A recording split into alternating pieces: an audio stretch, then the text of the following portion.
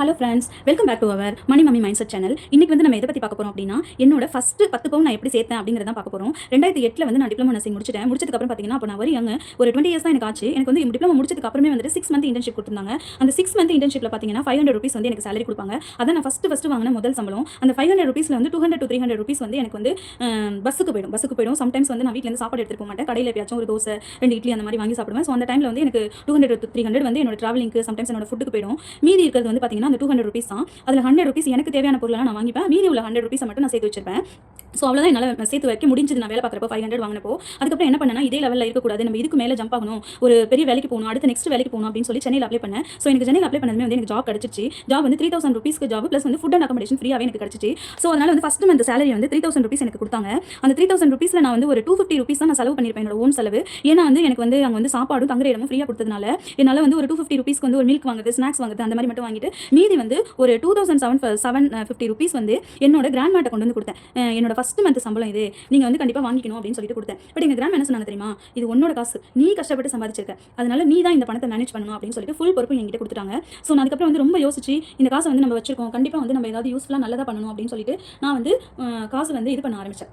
எப்படி வந்து இன்வெஸ்ட் பண்ணலாம் இந்த காசை யோசிக்கிறப்போ என்னால் வந்து லேண்ட் வாங்குறதுக்கு வந்து என்னால் முடியல. ஏன்னா வந்து நிறைய லட்சக்கணக்கில் வந்து நம்ம லேண்ட் வாங்கணும்னா போடணும். பட் வந்து வேறு என்ன இன்வெஸ்ட் பண்ணலான்னு பார்த்தா, எனக்கு அந்த டைமில் வந்து நான் ரொம்ப யங் ஏஜ்னால எனக்கு அந்த டைமில் இந்த யூடியூப் மாதிரி வீடியோஸ்லாம் இல்லை. ஸோ வந்து எனக்கு இந்த ஷேர் மார்க்கெட் இன்வெஸ்ட்மெண்ட் அதை பற்றி எதுவுமே தெரியாது. ஒன்று வந்து உண்டியல் சேர்க்கறதுக்கு தெரியும், இன்னொன்று வந்து நகை வாங்குறதுக்கு தெரியும், இன்னொன்று வந்து லேண்ட் வாங்குறதுக்கு எனக்கு தெரியும். ஸோ வந்து இதை தவிர எனக்கு வந்து ஆப்ஷனல் வந்து இன்சூரன்ஸ் தெரியும். இன்சூரன்ஸ் வந்து அந்த டைமில் என்னால் நிறைய காசு போட முடியல. ஃபஸ்ட்டு வந்து நம்ம ஒரு கேபிட்டல் வந்து கெயின் பண்ணணும் அப்படின்னு சொல்லிட்டு என்ன பண்ணேன்னா, எங்கள் அம்மா பண்ண மெத்தடை நான் ஃபாலோ பண்ணேன். எங்கள் அம்மா வந்து என்ன பண்ணுவாங்கன்னா, ஒரு நான் சின்ன வயசாக இருக்கவே 300 rupeesக்குலாம் வந்து ஒரு கிராம் வாங்கிட்டு வந்திருக்காங்க. ஸோ அந்த டைமில் வந்து நான் பார்த்துருக்கேன். அதே மாதிரி நம்மளும் கொஞ்சம் கொஞ்சமாக சேர்த்து வைப்போம் அப்படின்னு சொல்லிட்டு என்ன பண்ணேன்னா, 3000 rupees வந்து நான் மேனேஜ் பண்ணி எடுத்துகிட்டு போயிட்டு ஜிஆர்டியில் தான் ஃபஸ்ட்டு கோல்டு என்னோட சொந்த உழைப்பில் வாங்கினேன். 3.5 grams வந்து வாங்கினேன். இனிஷியல் ரிங் வாங்கினேன். அது வந்து என்னோட ஃபஸ்ட்டு மந்த் சேலரியில் வந்து நான் வந்து அந்த ஃபஸ்ட்டு கோல்டு வாங்கினேன்.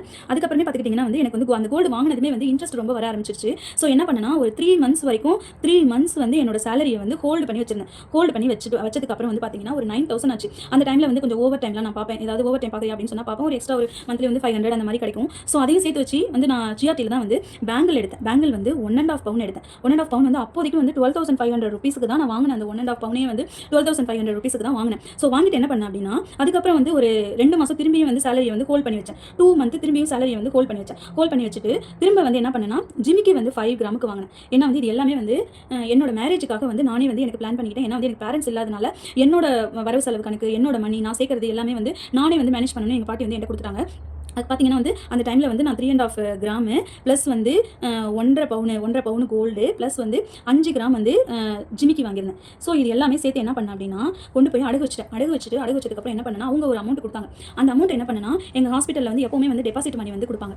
இந்த மாதிரி ஏதாவது எனக்கு கஷ்டம், ஃபேமிலியில் கஷ்டம், இந்த மாதிரி எவ்ரி மந்த் என்னோட சேலரியில் வந்து டிடெக்ட் பண்ணிக்கிறேன் அப்படின்னு சொல்லி நான் கேட்டேன்னு வச்சுக்கோங்களேன். நாங்கள் ஸ்டாஃப் போய் கேட்டோம்னா எங்களுக்கு வந்து கொடுப்பாங்க. அந்த டைமில் வந்து 20,000 நான் வாங்கினேன். பர் மந்த் வந்து 2,000 வந்து டிடெக்ட் பண்ணிக்கிற மாதிரி என்னோட சேலரியில் வந்து 22,000 டிடெக்ட் பண்ணிப்பாங்க. ஸோ 20,000 எனக்கு கொடுத்தாங்க. அந்த மணியையும் இதெல்லாம் அடகு வச்ச மணியும் சேர்த்து வந்து 3 pound நெக்லஸ் வாங்கினேன். 3 pound நெக்லஸ் வாங்கினதுக்கப்புறம் என்னோட கோல்டு வந்து இது ஒரு 3 pound, இந்த பேங்கிள் வந்து ஒரு 1.5 pound ப்ளஸ் வந்து ஜிமிக்கி வந்து ஒரு 1/2 pound, மோதிரம் வந்து ஒரு 1/2 pound, மொத்தமாக இதில் 5 கிராம் இருக்கிறதுனால இதை போட்டுட்டேன். ஸோ வந்து மொத்தமாக வந்து 3 pound, 4 pound, 4.5 pound, 5 pound வாங்கிட்டேன். டோட்டலாக வந்து 5 pound வாங்கிட்டேன். அதுக்கப்புறம் என்ன பண்ணேன் அப்படின்னா, இந்த 5 pound உள்ள கடனை எல்லாமே கட்டிட்டு இந்த 5 poundையும் கொண்டு நான் 5 poundையும் கொண்டு அடகு வச்சுட்டு அதுக்கப்புறமே வந்து அந்த ஹாஸ்பிட்டலில் வந்து அட்வான்ஸ் திரும்பவும் வாங்கி இன்னொரு 5 poundக்கு செயின் வாங்கினேன். ஸோ இப்போ 5 + 5 10 pound நான் வந்து 2 yearsல வந்து வாங்கினேன். நல்லா கேட்டுக்கோங்க. எனக்கு வந்து அந்த டைமில்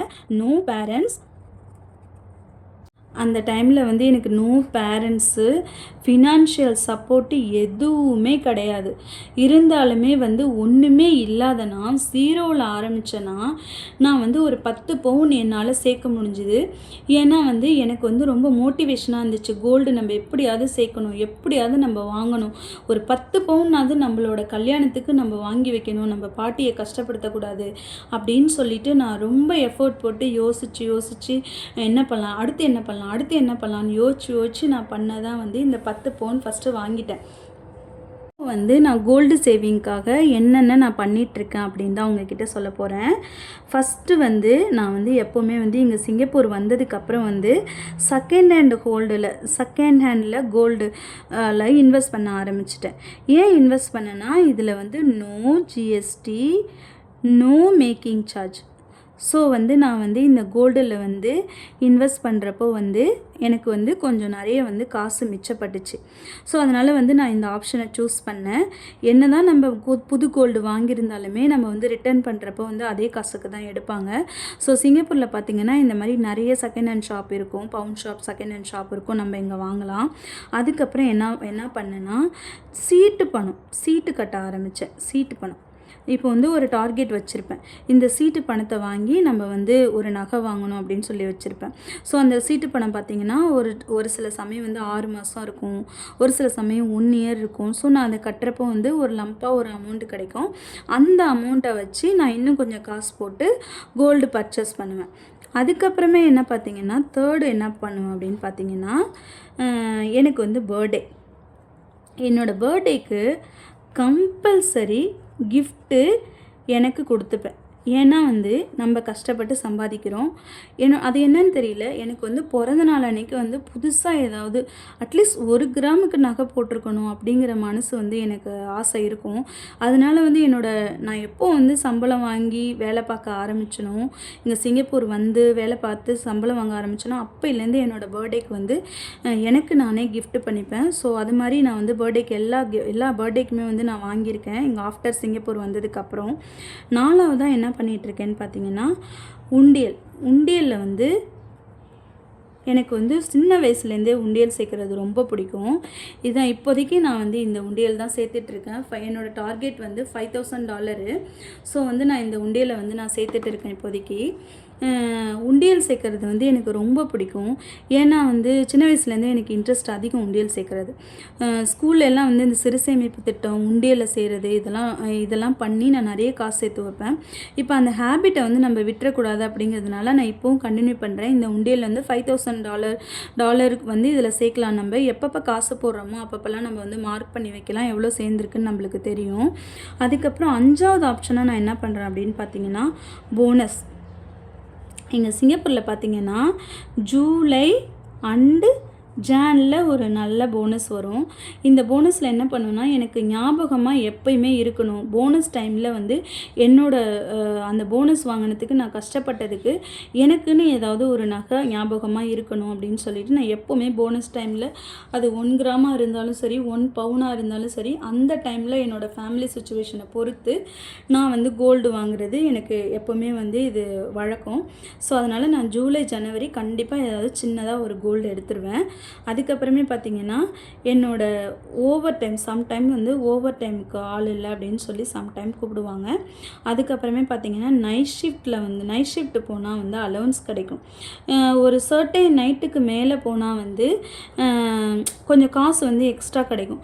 அந்த காசெல்லாம் வந்து எனக்கு எக்ஸ்ட்ரா வர மாதிரி இருக்கும். அப்போ என்ன பண்ணுவேன் அப்படின்னா, அதெல்லாம் பிளான் பண்ணி ஒரு 1 கிராம் 2 கிராம் சின்ன மோதிரம் இல்லை சின்னதாக 1 கிராமுக்கு அந்த மாதிரி நான் வாங்கி வச்சுப்பேன். ஏன்னா வந்து அதெல்லாம் வந்து நம்மளுக்கு அன்எக்ஸ்பெக்டட் காசு வர்றது தானே.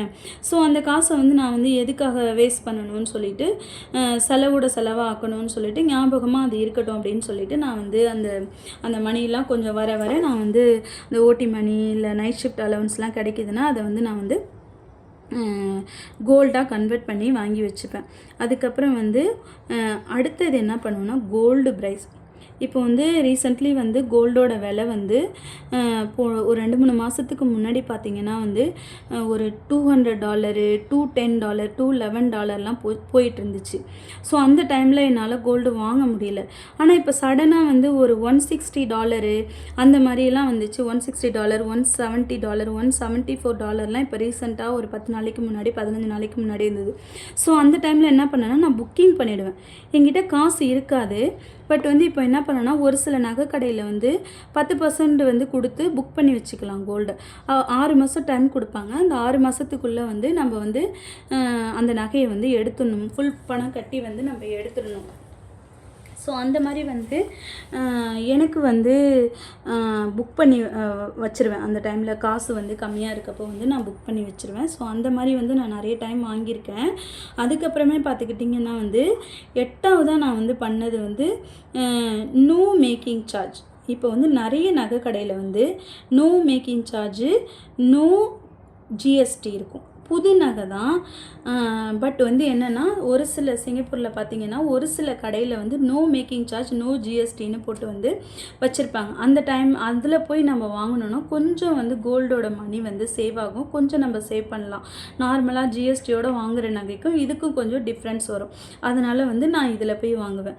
அதுக்கப்புறம் என்ன பண்ணுவேன் அப்படின்னு பார்த்தீங்கன்னா 9வதாக என்ன செய்வேன் அப்படின்னு பார்த்தீங்கன்னா கோல்டு பாரில் வந்து ரீசெண்ட்லி வந்து நான் இன்வெஸ்ட் பண்ண ஆரம்பிச்சிருக்கேன்.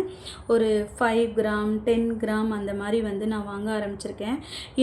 ஏன் வாங்க ஆரம்பித்தேன் அப்படின்னா நான் கோல்டு கடையில் போய் விசாரிக்கிறப்போ அந்த நகைக்கெல்லாம் வந்து வேஸ்டேஜ் வந்து ரொம்ப அதிகம் போகும்.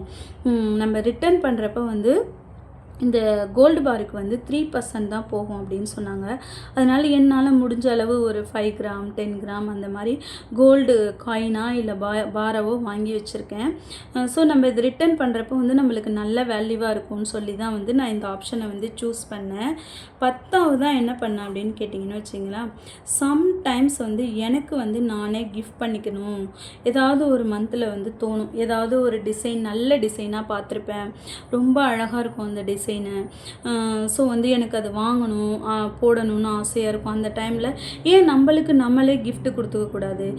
இந்த நகை பிடிச்சிருக்கு, நம்ம நல்லா வேலை பார்க்குறோம், கஷ்டப்படுறோம், ஹார்ட் ஒர்க் பண்ணுறோம், இதை நம்ம வாங்கி போட்டுக்கிட்டா என்ன அப்படின்னு ஒரு சில சமயம்லாம் ஒரு சில டிசைனை பார்த்தா தோணும். ஸோ அந்த டைமில் என்ன பண்ணுவேன்னா நான் யோசிக்காமல் எனக்கு பிடிச்சது நான் வாங்கி போடணும் அப்படின்னு சொல்லிட்டு நான் வந்து வாங்கிடுவேன். அதுக்கப்புறம் 11வதாக பார்த்துக்கிட்டிங்கன்னா வந்து கோல்டு புக்கிங். இங்கே வந்து சிங்கப்பூரில் வந்து நிறைய கடையில் வந்து நீங்கள் புக் பண்ணிவிட்டு 6 மாதம் வரைக்கும் கட்டலாம். 10% சம் கடையில் வந்து 3 மாதம் தான் டைம் கொடுப்பாங்க, சம் டைமில் 6 மாதம் டைம் கொடுப்பாங்க. ஒரு சில கடையில் வந்து 20% வாங்குவாங்க, இன்னொரு கடையில் வந்து 10% வாங்குவாங்க.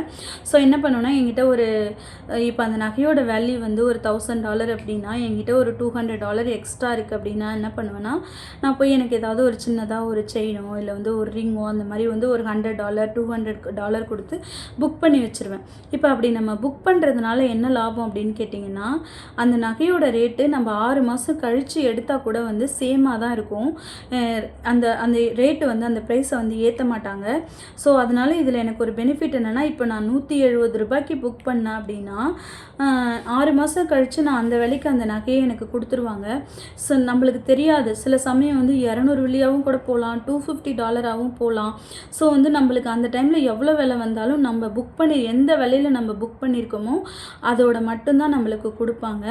ஸோ வந்து இந்த செகண்ட் ஹேண்டு இன்னொரு விஷயம் என்னென்னா இந்த செகண்ட் ஹேண்டு கோல்டு சொன்னேன் பார்த்தீங்களா, அதுக்கு வந்து no GST no making charge இருக்காது. பட் வந்து அதுக்கு பாலிஷிங் சார்ஜ்னு போடுவாங்க. அந்த டிசைனுக்கு ஏற்ற மாதிரி பாலிஷிங் சார்ஜ்னு போடுவாங்க. யாராவது வாங்குற மாதிரி பிளான் இருந்துச்சு அப்படின்னா அதுக்காக தான் இதை நான் தெளிவாக எக்ஸ்பிளைன் பண்ணுறேன். அந்த பாலிஷிங் சார்ஜ் பார்த்தீங்கன்னா கொஞ்சம் போடுவாங்க. எந்த டிசைன் வந்து ரொம்ப நல்லா இருந்தால் அதுக்கு ஒரு மாதிரியும், கொஞ்சம் மினிமலாக டிசைன் இருக்குது அப்படின்னா அது கொஞ்சம் கம்மியாகவும் போடுவாங்க. ஸோ நீங்கள் வாங்குறப்போ இந்த மாதிரி வாங்குகிற பிளான் இருந்ததுன்னா பார்த்து வாங்குங்க. என்ன ஃப்ரெண்ட்ஸ், என்னோட மணி சேவிங்ஸ் கோல்டு சேவிங்ஸ் வந்து உங்களுக்கு பிடிச்சிருக்கான்னு சொல்லுங்கள். நீங்கள் எப்படியெல்லாம் வந்து வீட்டில் வந்து காசு சேர்க்குறீங்க, இந்த மாதிரி கோல்டில் எப்படி இன்வெஸ்ட் பண்ணுறீங்க அப்படின்னு சொல்லுங்கள். அப்புறம் வந்து எனக்கு இன்னொரு என்ன இன்ட்ரெஸ்ட்னால் எனக்கு வந்து இப்போ டிஜிட்டல் கோல்டில் வந்து இன்வெஸ்ட் பண்ணணும்னு இன்ட்ரெஸ்ட் இருக்குது. பட் வந்து நான் அது இங்கே ஆல்ரெடி வந்து நான் டிஜிட்டல் கோல்டை விட புக்கிங் வந்து எனக்கு வந்து ரொம்ப ஓகேவாக இருக்குது. அதனால் வந்து நான் டிஜிட்டல் கோல்டில் இன்வெஸ்ட் பண்ணலை. அது மாதிரி போர்ட்ஃபோலியோலேயும் வந்து கோல்டு போர்ட்ஃபோலியோலேயும் வந்து இன்வெஸ்ட்மெண்ட் போர்ட்ஃபோலியோவில் வந்து பண்ணணும்னு இன்ட்ரெஸ்ட்டு. நான் இன்னும் பண்ண ஸ்டார்ட் பண்ணலை. ஸோ வந்து நீங்களாம் என்ன பண்ணுறீங்க, எப்படி கோல்டு சேவ் பண்ணுறீங்க, எப்படி கோல்டு வாங்குறீங்க, பர்ச்சேஸ் பண்ணுறீங்கன்னு எனக்கு சொல்லுங்கள். உங்ககிட்ட ஏதாவது ஒரு நல்ல ஐடியாஸ் இருந்ததுன்னா கண்டிப்பாக நான் அதை எடுத்து நானும் ஃபாலோ பண்ணுறேன். நான் சொன்னதில் உங்களுக்கு எந்த டிப்ஸு நீங்கள் ஃபாலோ பண்ணிகிட்ருக்கீங்க, எந்த டிப்ஸ் உங்களுக்கு பிடிச்சிருக்கு அப்படின்னு சொல்லுங்கள். மறக்காமல் நம்மளோட சேனலை சப்ஸ்கிரைப் பண்ணுங்கள். ஸோ நான் எப்போ வீடியோ போட்டாலும் உங்களுக்கு நோட்டிஃபிகேஷன் வரும். என்னோடய இன்வெஸ்ட்மெண்ட் நானும் வந்து ஒரு பிகினிங் ஸ்டேஜில் தான் இருக்கேன். ஸோ என்னோடய இன்வெஸ்ட்மெண்ட்டு நான் என்னென்ன பண்ணுறேன் அப்படின்னு சொல்லி நானும் வந்து உங்களோட டுகெதராக லேர்ன் பண்ணிக்கிட்டு இருக்கேன். ஸோ கண்டிப்பாக மறக்காமல் இந்த சேனலை சப்ஸ்கிரைப் பண்ணுங்கள். தேங்க்யூ ஃபார் வாட்சிங். தேங்க்யூ. மற்றும் ஒரு நல்ல வீடியோவில் நானும் உங்களை மீண்டும் வந்து சந்திக்கிறேன். பாய்.